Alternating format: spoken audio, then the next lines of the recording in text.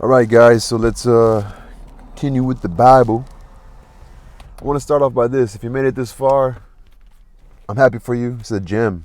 But anyway, to begin, we're on Exodus 4. Don't get discouraged, man. Keep doing the shit that you find yourself doing because it's naturally drawn to you. That's what Marcus Aurelius and Epictetus, they constantly talk about nature. Go with nature. You want to fight nature, you're going to fucking stress yourself out. That's what they teach in college, guys. So I must have some sort of benefit to people, and keep going, man. Even if this seems fucking useless, if you enjoy it, you want to look for knowledge, you want to have a stronger body, you want to just do it, you know. So Exodus 4, it's a little short one. So, but every woman shall borrow of her neighbor, and of her that sojourneth in her house, jewels of silver. So remember, God told Moses, this is what's going to happen. Go back to the land you were born in Egypt. You're going to free your people. You're the chosen one. Moses is like, me? What am I supposed to say the people to my people, supposedly, that you're saying I'm the leader of? Or are you going to go back and tell them that I am sent you? I am the God of your father, Abraham, Isaac, and Jacob. And we talked about how, like, it kind of sounds like they had lost religion for a lot of years. Well, obviously, like, they've been enslaved, but God heard their cry. So he shows up. And that was in chapter 3. And at the end, God's saying, Pharaoh, he's going to have a hardened heart. He's not going to let you go until the miracles I show him or the wondrous signs, you know. We all know, like, the locusts, you know, shit like that. And even then, he still chases them in the parting of the sea. We know these stories. And he said, well, this is what's going to happen, you know. When you finally leave, you're going to leave with all of their shit. You're going to leave with their raiment. You're going to leave with their gold and silver and their jewels. And your sons that they've been murdering, your daughters, they're all going to have all that. And so this is where we're at. So Moses answers. And Moses answered and said, but behold, they will not believe me, nor hearken unto my voice, for they will say, the Lord hath not appeared unto thee. So still he doesn't believe, huh? The Lord hath not appeared unto me. And the Lord said unto him, what is that in thy hand? And he said, a rod. And he said, and God said, cast it on the ground. And he cast it on the ground, and it became a serpent, a snake. And Moses fled from before it. And the Lord said unto Moses, put forth thy hand and take it by the tail. So he told him, grab the snake, take it by the tail. And he put forth his hand and caught it, and it became a rod in his hand, that they may believe that the Lord God of their fathers, the God of Abraham, the God of Isaac, and the God of Jacob, hath appeared unto thee. So he's telling him, that's what you're gonna do. You're gonna turn your shit into a serpent, your staff. And the Lord said furthermore unto him, put now thy hand into thy bosom. And he put his hand into his bosom, and when he took it out, behold, his hand was leprous as snow. So he put his hand in his pocket, took it out, and his hand was lost its color. And he said, put thy hand back into thy bosom again, back into your pocket. And he put his hand into his bosom again, and plucked it out of his bosom, and behold, it was turned again as his other flesh. And it shall come to pass, if they will not believe thee, neither hearken to the voice of the first sign, that they will believe the voice of the latter sign. And it shall come to pass, if they will not believe also these two signs, neither hearken unto thy voice, that thou shalt take of the water of the river, and pour it upon the dry land, and the water which thou takest out of the river shall become blood upon the dry land. So the three signs right here. The three signs. So Moses is like, they're not going to believe me. Three signs. They're not going to believe me when I tell them that God sent me to free them. Like, what the fuck? Well, this is what's going to happen.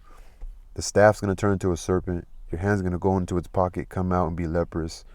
Or you're going to grab some water and it's going to turn into blood. And Moses said unto the Lord, O my Lord, I am not eloquent. So he's saying, Lord, I don't even speak well. Neither therefore, nor since thou hast spoken unto thy servant, but I am slow of speech and of a slow tongue. And the Lord said unto him, who hath made man's mouth, or who maketh the dumb, or deaf, or the seen, or the blind? Have not I the Lord? So he said, you don't remember me? Now therefore go, and I will be with thy mouth, and teach thee what thou shalt say. And he said, O my Lord, send, I pray thee, by the hand of him who thou wilt send. And the anger of the Lord was kindled against Moses, and he said, Is not Aaron the Levite thy brother? I know that he can speak well. So he said, Oh my Lord, send, I pray thee, by the hand of him who thou wilt send.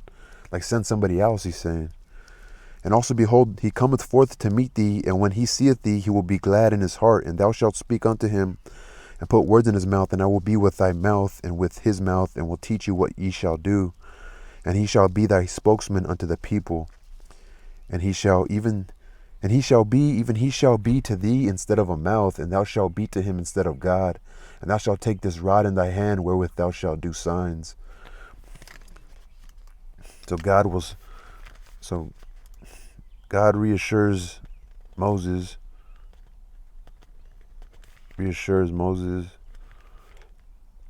Aaron, his helper.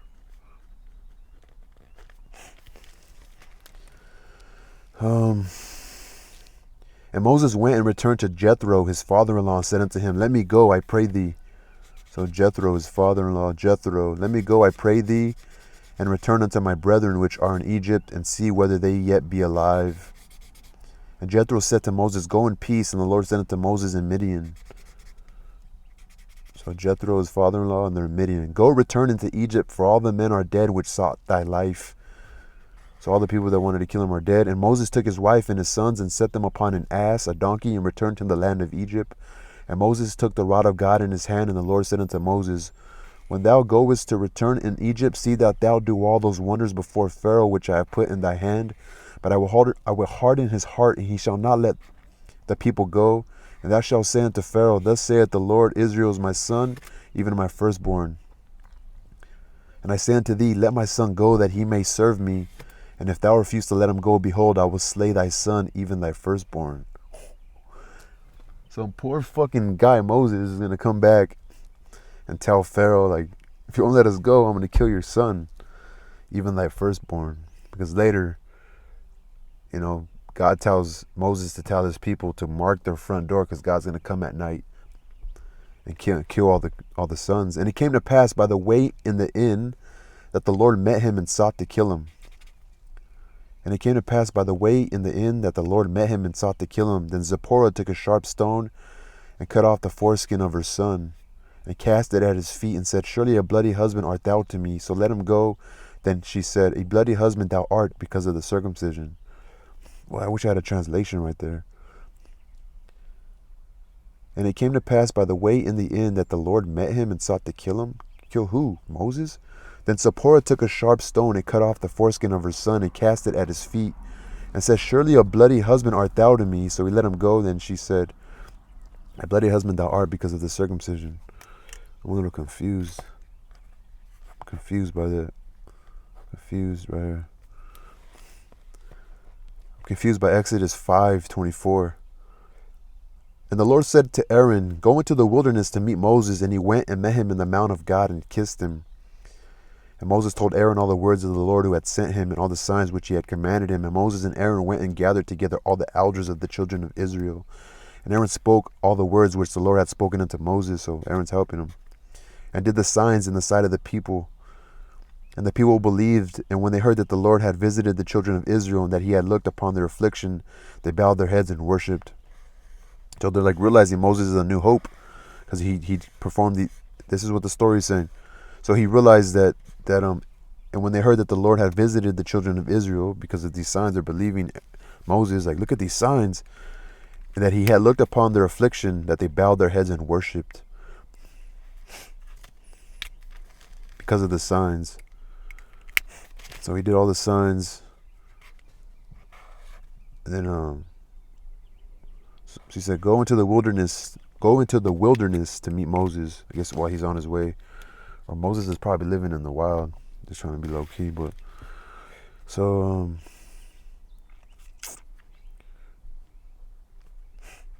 they see the signs, and they realize that God has sent hope. Hope. God has sent hope.